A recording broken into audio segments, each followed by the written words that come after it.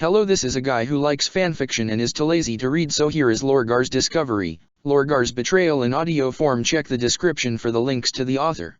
Index Asteroutes, Red Corsairs. The Great Betrayal. It was some time before Lorgar's forces began their war against the Imperium that Krieg Acerbus of the 8th Legion was enlightened. Acerbus had never before received prophetic visions, unlike many in the Night Lords, but when the gift developed in him, it awakened with unreasonable fury. The visions showed the future that the Night Haunter was creating, a dark nightmare without hope, freedom, or truth. When Acerbus gazed out the window, he realized that the future was, in truth, the present. The 8th captain of the Night Lords was, however, mistakenly loyal. He kept the darkness he saw secret, and decided on a course of reform, not revolution. Rightly afraid his primarch wouldn't understand him, Acerbus kept those activities secret, creating a warrior lodge of similarly frustrated warriors. There, a subculture developed, one defying the Night Lord's impersonal order. For example, its members often kept ownership of private property, and in war they put fewer limitations on themselves than the Night Lords decreed. First Captain Savator was furious when he discovered the warrior lodge. Unsurprisingly, his reaction was to exterminate it. It was done. Many of Acerbus' followers were killed because they went across accepted paradigms, because they denied arbitrary orders. Acerbus escaped, with about 30,000 Asteroutes, but they were now outlaws to the Imperium, and Acerbus knew, from his vision, that the Emperor was no less an oppressor than Kurz.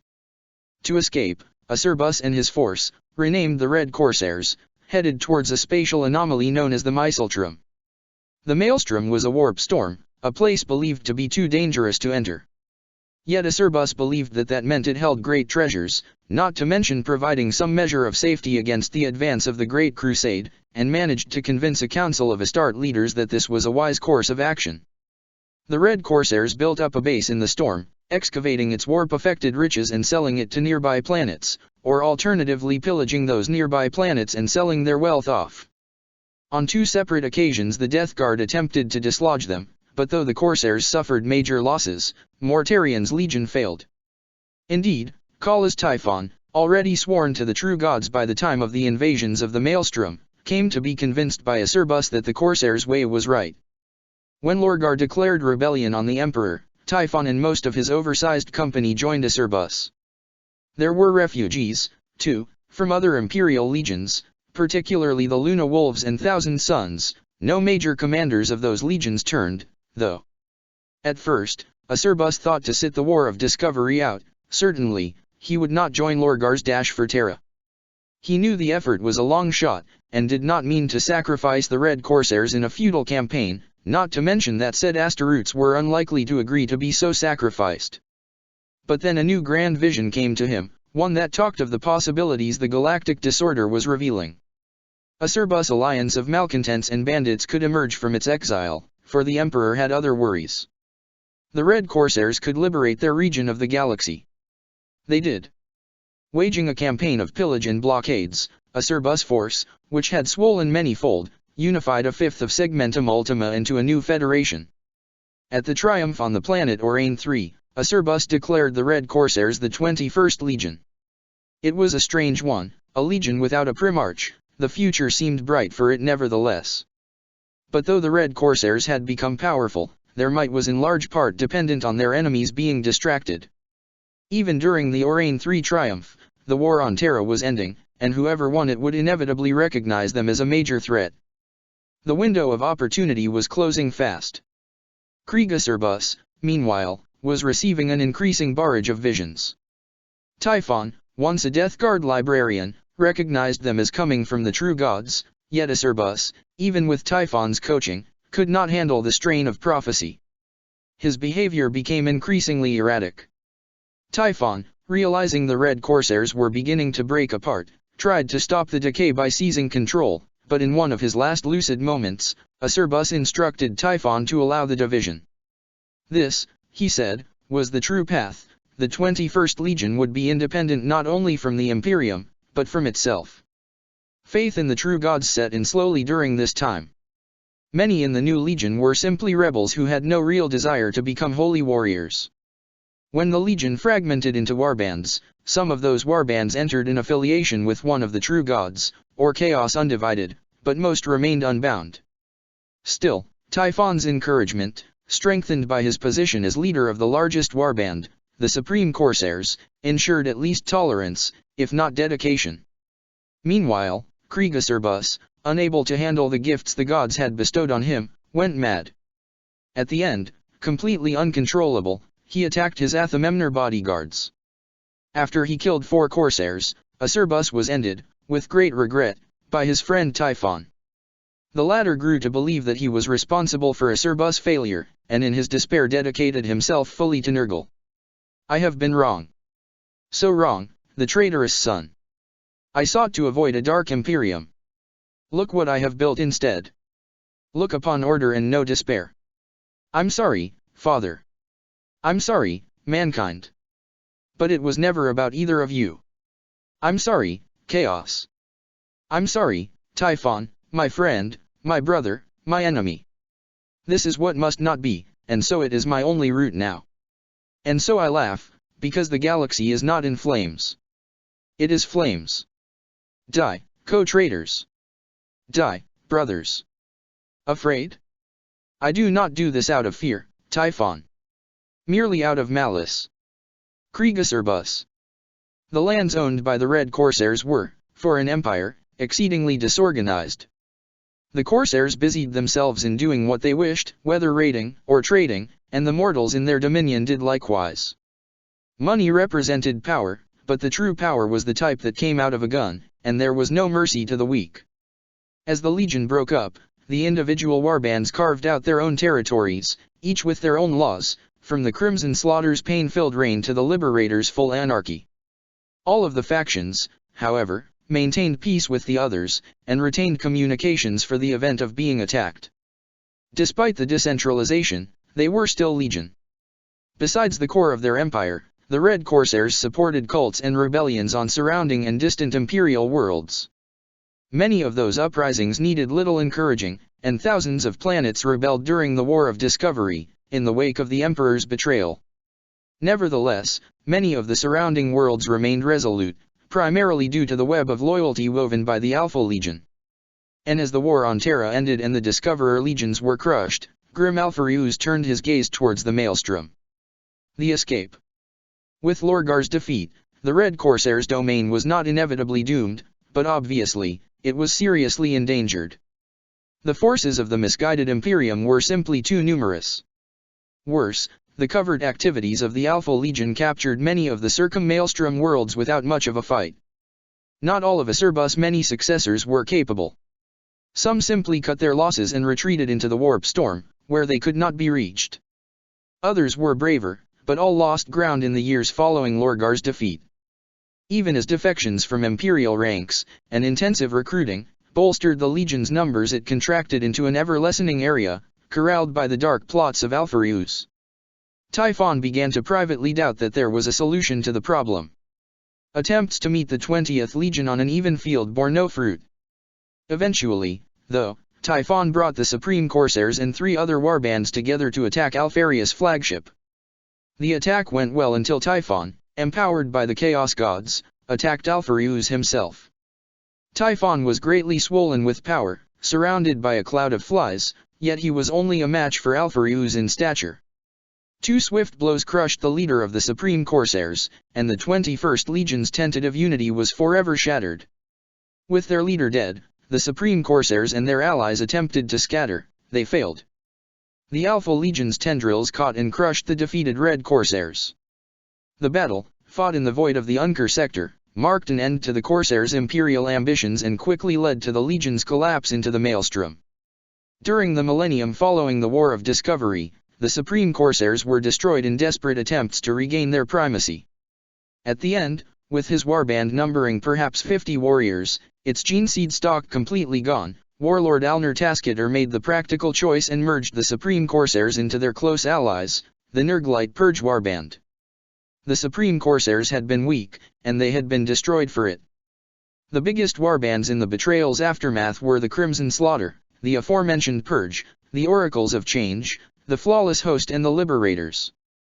The Slaughter were followers of Kern, they possessed a large empire within the maelstrom, one built on the blood of the weak. The Purge were nihilists, destroying all forms of life in order to bring about what they saw as transcendence.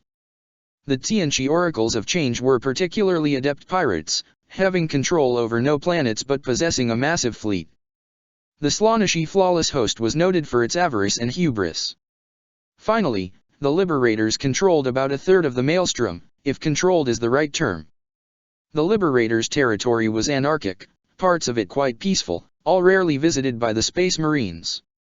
A millennium after the War of Discovery, the Imperium had found that the maelstrom could not be conquered. Yet the power of the Red Corsairs was contained. Still, the 21st Legion had rebuilt its power in the time following Typhon's defeat, and from this point forth their raids were an ever-present feature of Imperial life, and the maelstrom an ever-welcoming refuge to any Imperial Space Marine who wished to leave their legion. The Long War. Over time, the dominant warbands of the Red Corsairs have engaged in various schemes to gain primacy. Throughout M33 and M34, the Flawless Host were the most powerful. In 498.M34, in the Betrayal massacre, they exterminated the population of an entire world in Segmentum Obscurus. Thereafter, Betrayal became the host's capital world, the first Red Corsair empire outside the maelstrom since the War of Discovery. The host's domain stood for several centuries, but by millennium's end they had overextended, and their domain was crushed by the Grey Kings. Since then, many other petty empires have been set up by the Red Corsairs. The lasting ones of those have generally been at least partially migratory, but for each domain the Imperium has crushed another has been created from its survivors and fresh adventurers. After the Flawless Host's defeat, the Hawkeners Reavers and Cleaved warbands took their place in the ranks of the top warbands. The Cleaved later merged into the Purge, in M36, creating the greatest alliance of Red Corsairs ever seen. This Nerglite force went so far as to capture and raise for a second time the former Blood Angels' home world of Baal. Their power was ended when Zaphon the Faceless of the Oracles of Change tricked them into a ground attack on the hyper-evolved death world Katachan. The Purge's fiercest poisons only made the plants and amphibians more deadly to them, and soon enough the warband was more or less demolished. Zaphon paid a high price for his trick. His betrayal was judged as a betrayal of the Red Corsair's peace, he was exiled, and his face skinned, making his title literal. Thereafter, the Oracles of Change have been viewed as kinslayers and never regained their previous glory. The Crimson Slaughter slowly declined, but in M38 they returned to glory under Sevastus Krenon the Relentless. Krenon created a convoluted system of government literally based on blood on the worlds the Slaughter controlled, using it to summon a particularly large number of daemons. Meanwhile, the Liberators had become the most powerful of the Corsairs' warbands. In M40, their leader Constantitius moved the force into Segmentum Pacificus, founding a Constantine anti-imperium. This organization persists to this day, albeit with severe fluctuations in area, a haven for all enemies of the Imperium. In the Maelstrom, meanwhile, Luft Huron Blackheart of the Astral Claws warband came into prominence during M41. Huron aims to reunite the Corsairs. Contrary to the last wishes of Acerbus, he believes, in fact, that this order was part of Acerbus' madness. Huron began his ascent by capturing the Badab sector in mid-M41, which he still rules as the tyrant of Badab. In the war, he was greatly wounded and rebuilt with mechanical components, but he returned to lead his warband nevertheless. Hawkeners Reavers were absorbed into it, and after Krenon the Relentless death, caused by a disagreement over the nature of the warp with the Dark Angel Balthasar, so was the Crimson Slaughter. This gathering of power has been decried by many traditionalists in smaller warbands, but for now, at least, Huron Blackheart is indisputably chief in the Red Corsairs. Huron Blackheart looked on the ruined buildings with pure joy. It was done. Gamadin had turned the Blood Gorgons to the Blackheart's banner, and all it had taken was a promise of reimbursement. Did Gamadin not even see how worthless the bargain was for him? If Huron achieved his ambition, the debt would be a trifle, if not, Gamadin would be in no position to claim it. They were all like that, though. Not one of the Red Corsairs showed true foresight, except for their personal benefit. Not one recognized where Luft Huron was leading them. They were weak, remnants of a once great legion. Well, Huron would return them to glory, whether they wanted it or not. The tyrant of Badab grinned, and a tiny piece of the Tianchi tattoo on the roof of his mouth became visible behind the flames. Blackheart has been noted as extremely avaricious, even for the 21st Legion. It is yet possible he might overreach like the flawless host ages earlier. Yet for now, he has reunited the Red Corsairs, and the 21st is as much a threat to the Imperium as any other Discoverer Legion. Organization.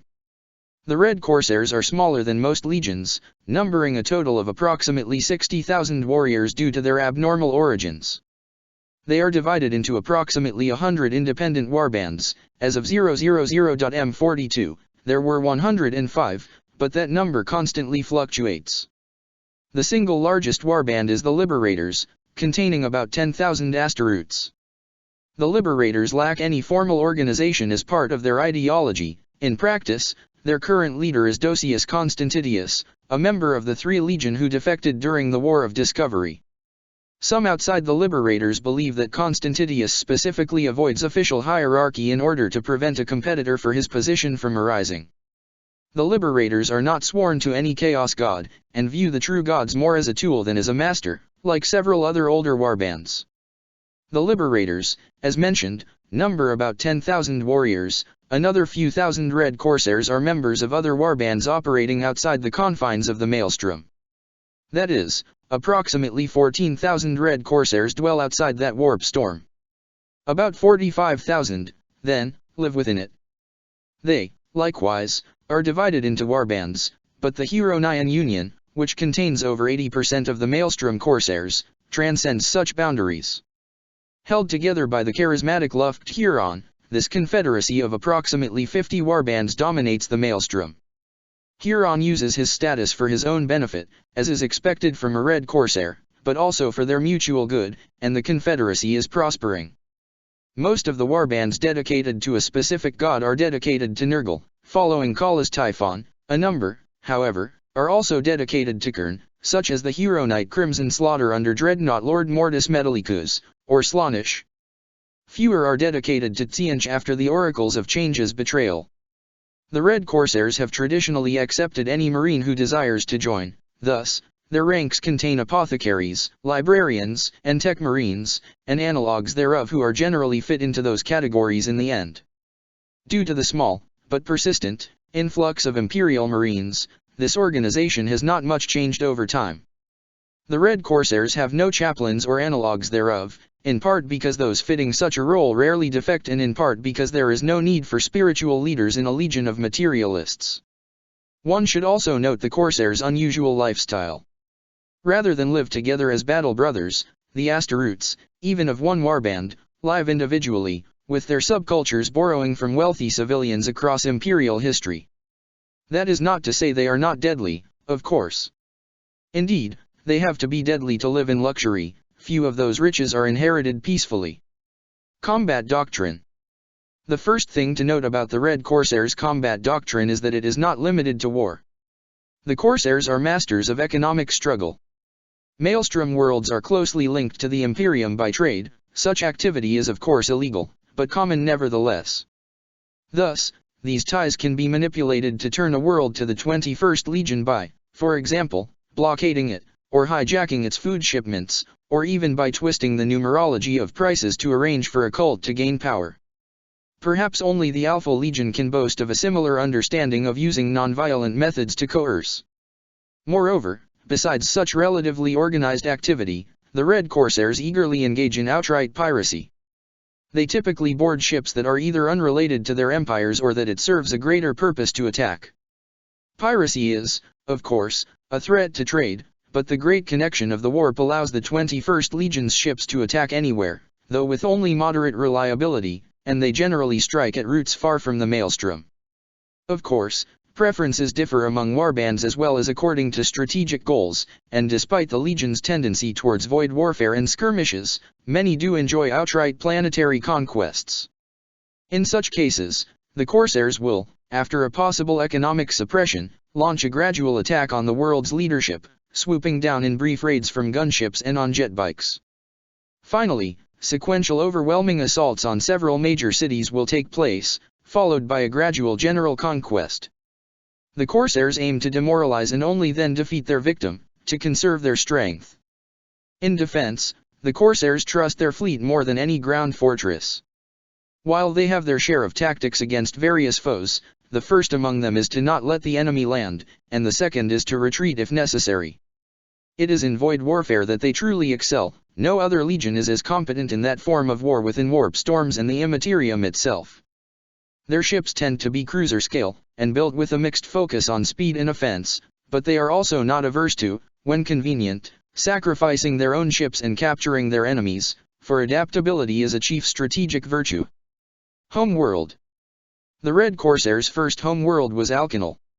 A gas giant on the fringes of the Maelstrom, Alkanal, or rather, the star bases around Alkanal, became the base of Krieger bus operations. Alkanal Rho was a massive space station, a spinning ring as massive as a moon. On its interior, it contained alien quarters. The exterior was given over to human use. The very center of Alkanal Rho housed a sphere with a giant nuclear reactor that powered the entire station. Around it were the richest quarters, often inhabited by the Space Marines themselves.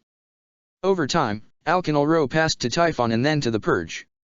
Shortly after the latter's defeat on Catachan, Alkanal Rho was invaded and imploded by a strike force of Death Guard. Currently, the dominant planet in the Maelstrom, or rather, just outside it, is the hive world of Badab, Huron Blackheart's capital. Badab's buildings, great ridges visible from space, like the walls of a maze, have recently, with the planet becoming affected by the warp, begun to move around. Other than that, Badab is a typical hive world, with great social stratification whose upper levels are ruled by Huron with an iron fist, but with significant social mobility to reach those levels. It has not been severely altered by the Astral Claw's presence. Beliefs. The 21st Legion does not have a single, unified code of beliefs. Some philosophies are, however, common. Often a great importance is placed on individuality. The wishes of the masses are seen as a negative, oppressive influence, and not infrequently a Red Corsair will go out of his way to do the opposite of what his slaves want. Personal wealth of any kind is also seen in a highly positive light, but only as a representation of the Maelstrom's true currency, namely power. It is believed that those without power are weak, and as thus do not deserve any sort of mercy. Indeed, the Corsairs in general have a disdain for mercy, seeing it as either futile, when given to those that cannot exploit it, or foolish, towards those who can. They are typically not sadistic without reason, but in the service of chaos it is very easy to find reason for sadism. The Red Corsairs' legion-wide unity is an exception to their general pragmatism. To simplify, the Legion believes that since no one else will watch out for them, they should watch out for one another. Nevertheless, individual battle brothers rarely have more than a few genuine friends, and the Corsairs are ready to throw one another beneath their ambitions' wheels, though only to a point. Gene Seed. The Red Corsairs' gene seed is drawn from all of the 10 Imperial Legions, and to a lesser extent from the other Chaos Legions. As such, first-generation Marines who enter the Legion as exiles from another are genetically from one of these. Asteroutes who are recruited directly into the Red Corsairs, meanwhile, are given fused gene seed that is a combination of the Imperial Legions, and sometimes the other Chaos Legions. Various warbands use various cocktails. Yes, I will personally implant the gene seed into you. I made it, remember? A special cocktail of daemon blood, unique to the Crimson Slaughter. If you survive, you will become, aspirant? Aspirant? Next. Krenon the Relentless. Battle Cry. Every warband of the Red Corsairs has a distinct battle cry. The Astral Claws is, Curse the Emperor. The Crimson Slaughters is Bleed. The Liberators allow individual Marines to make up their own cries, creating a cacophony that matches the din of the battle that follows. 999.M41.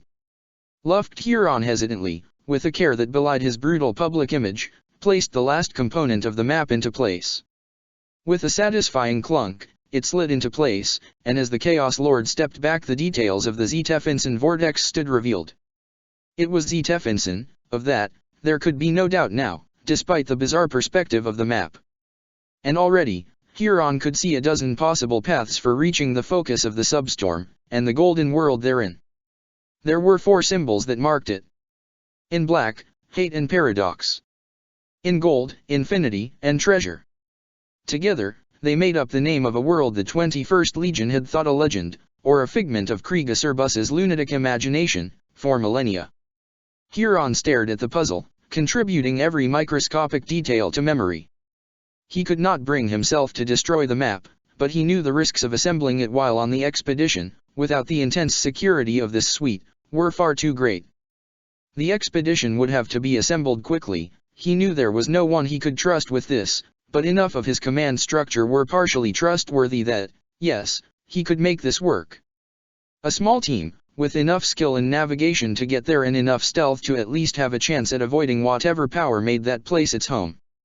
And enough diplomatic and combat capability to not be entirely doomed if discovered. Huron's mind whirled with the possibilities. A world that all things lost came to, a true cornucopia of artifacts. Whoever controlled it could rule the galaxy. The only question was why whoever already controlled it did not. Well aware of his unease, and well aware that his greed would ultimately outweigh it, Huron stared at the center of the map, hoping for divine inspiration and somewhat surprised that none came. Then he walked to an adjacent side of the undecagonal table, and the tilted glyphs suddenly resolved another pattern entirely, one that, however, stated the same name for the world that was his destination. Malal Yulnin. Check the description for the links to the author.